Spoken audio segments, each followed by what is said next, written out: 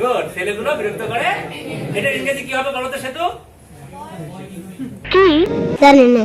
ছেলেগুলো, হ্যাঁ ছেলেগুলো, না না না, ছেলেগুলো যখন বাক্যের ভিতরে টি টা গুলো গুলি থাকবে ওটাকে অবশ্যই দা বসাইতে হবে।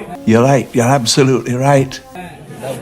টি টা গুলো গুলি যেমন ছেলেগুলো, তাহলে তো অবশ্যই দা বয়স বসাইতে হবে, কারণ টি টা গুলো গুলি আছে। তাহলে দা বয়স, হ্যাঁ বিরক্ত করে। হ্যাঁ অ্যানোয়িং, আমি কি বলতেছি বিরক্ত করতেছে বলছি? কি বলেন? বিরক্ত করে অ্যানয়। গার্ডস খালি হবে, দা গার্ডস কেন হলো বলো তো?